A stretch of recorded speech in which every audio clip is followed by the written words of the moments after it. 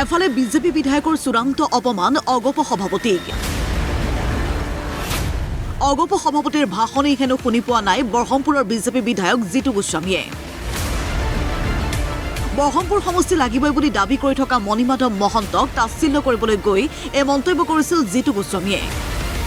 কালি অগপ সভাপতি অতুল বৰা কৰা এই অপমানৰ পাছত আজি অগপৰ প্ৰাক্তন বিধায়কে খোদ মুখ্যমন্ত্ৰীক কেৰেপ নকৰাৰ ইংগিত প্ৰদান কৰি মন্তব্য প্ৰকাশ কৰে। দুদিন পূৰ্বে অভয়পুৰী সমষ্টিত বিজেপিয়ে নিৰ্বাচন খেলিব বুলি ঘোষণা কৰিছিল মুখ্যমন্ত্ৰীয়ে। বৃহস্পতিবাৰে মুখ্যমন্ত্ৰীক প্ৰত্যাহ্বান জনাই 4বাৰৰ বিধায়ক ভূপেন ৰায়ৰ হুংকাৰ। প্ৰয়োজনত নিৰ্দলীয় ৰূপে নিৰ্বাচনত অৱতীৰ্ণ হ'ব ভূপেন ৰায়। মুখ্যমন্ত্ৰীৰ ঘোষণাত চিন্তিত নহয় অগপ কৰ্মী। অন্যহাতে সৃজন গামত প্ৰাৰ্থী ঘোষণা অগপৰ। কি পোষ্টত আছে মানে জানোতে ইমান তেনেকুৱা লিডাৰৰ মই তেওঁলোকৰ সভাপতি ভাষণেই মই নুশুনো। কিন্তু শুনিবলগীয়া কি আছে? মোক যিমানে টুকাব, মোক টুকালেই বিপদ। আৰু মুখ্যমন্ত্ৰীৰ কথাটোত মই কোনো ভয় বা বিতত হোৱা নাই।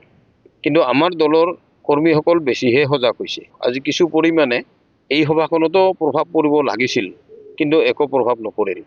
আৰু যদি মই নিৰ্দলীয় হিচাপে খেলিবলগীয়া হয়, তেতিয়াহ'লে মই আমাৰ অভয়পুৰী সমষ্টিৰ দলীয় বিষয়ববী আৰু কৰ্মকৰ্তাসকলৰ লগত মই কথা পাতি ল'ব লাগিব। আমি প্ৰস্তুতি তুংগত কৰিছোঁ যে আমাৰ গ্ৰুপটোক অলপ ডিমৰেলাইজ কৰাৰ কাৰণেও হয়তো সেই কথাটো ক'ব পাৰে।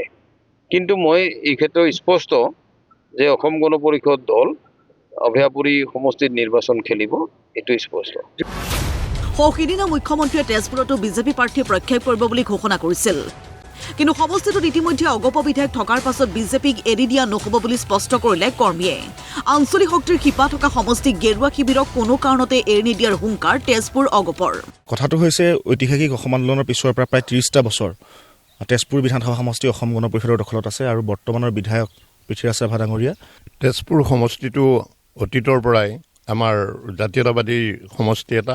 আজিলৈকে অসম গণ পৰিষদৰ বাদে কংগ্ৰেছৰ বাদে আন কোনো চিট দখল কৰিব পৰা নাই। আমাৰ এই সমষ্টিটো এজিপিৰ এটা বৃহৎ মুহা, শিপা নহয়, মস্ত মুহা এটা হৈছেগৈ।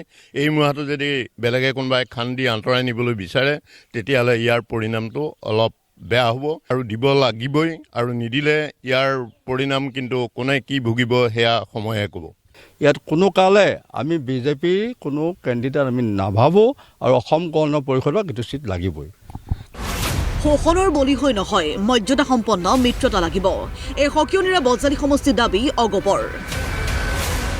অন্যতে বজালীৰ পৰিৱৰ্তে সৰ্ব সমষ্টিৰ নিৰ্বাচন খেলাৰ মন মেলিছে মন্ত্ৰী ৰঞ্জিত দাসে। কিন্তু শ্বহীদৰ সমষ্টিৰূপে পৰিচিত ভৱানীপুৰ সৰ্ব সমষ্টি এৰি নিদিলে নিৰ্দলীয়ভাৱে নিৰ্বাচন খেলাৰ হুংকাৰ প্ৰাক্তন বিধায়ক ডক্টৰ মনোৰঞ্জন দাসৰ। আমি ভৱানীপুৰ সমষ্টিৰ পৰা আমি 13গৰাকী শ্বহীদ আমি দিছিলোঁ। ইপিনে আমাৰ সৰভগতো শ্বহীদ আছে। ৰাইজে দাবী কৰিছে যে এই সমষ্টিটো আমি অসম গণ পৰিষদ দলে পাব লাগে, যে এই সমষ্টিটোত মই এইবাৰ প্ৰতিদ্বন্দ্বিতা কৰিম আৰু মোৰ এইবাৰেই শেষ নিৰ্বাচন বিধানসভাৰ। মৰ্যাদাপূৰ্ণ মিত্ৰতা আমি ভাৰতীয় জনতা পাৰ্টিৰ লগত বিচাৰিছোঁ। যে যোৱাবাৰ অসম গণ পৰিষদ দলৰ এই পাটাচাৰকুছি বিধানসভা সমষ্টিটো আমাৰ প্ৰবীন্দ্ৰ ডেকা ডাঙৰীয়া MLA আছিল। কিন্তু MLA থকাৰ পিছতো আমি যোৱাবাৰ ভাৰতীয় জনতা পাৰ্টিক এই টিকটটো এৰি দিছিলোঁ ৰঞ্জিত দাস ডাঙৰীয়া। আমি এই সমষ্টিত অসম গণ পৰিষদ দলে NDA হিচাপে আমি নিৰ্বাচনত অৱতীৰ্ণ হ'ব বিচাৰিছোঁ, এই কথাটো আমাৰ স্পষ্ট। আন বহু সমষ্টিৰ দৰে মাজুলী সমষ্টিও দাবী কৰি আহিছে অগপই। কিন্তু বৃহস্পতিবাৰে অগপৰ দাবীক নস্যাৎ কৰি মুখ্যমন্ত্ৰীয়ে ক'লে এইবাৰো মাজুলীত থাকিব বিজেপিৰ প্ৰাৰ্থী। কিন্তু বিজেপি প্ৰাৰ্থী বিধায়ক ভুৱন গাম হ'বনে আন কোনোবা হ'ব সেয়া স্পষ্ট নহয়। মাজুলীত টিকট কোনোবা এজন বিজেপিৰ মানুহেই পাব, MLAটো আছেই।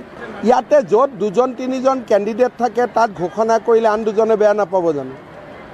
মই তাতে ঘোষণা কৰিছোঁ য'ত নেকি এজনো প্ৰতিদ্বন্দ্বী নাই। শক্তিশালী হওক বা দুৰ্বল হওক, আমাৰে দলৰ কোনোবা কাৰ্যকৰ্তাই টিকট খুজিছে, মই যদি ঘপ কৰি মাইকটো লৈ কৈ দিওঁ তেওঁলোক বিৰোধী হৈ যাব। চিপাঝাৰত মঙলদৈত দুটা সমষ্টিত ভাৰতীয় জনতা পাৰ্টীয়ে সংগঠন সুদৃঢ় কৰি ৰাখিছে।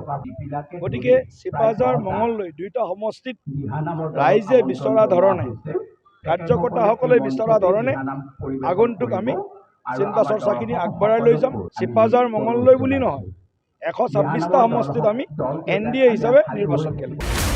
মুঠতে নিৰ্বাচনলৈ মাত্ৰ 2 মাহ বাকী থকাৰ সময়ত এতিয়াও সংঘাত অব্যাহত অগপ বিজেপিৰ মাজত।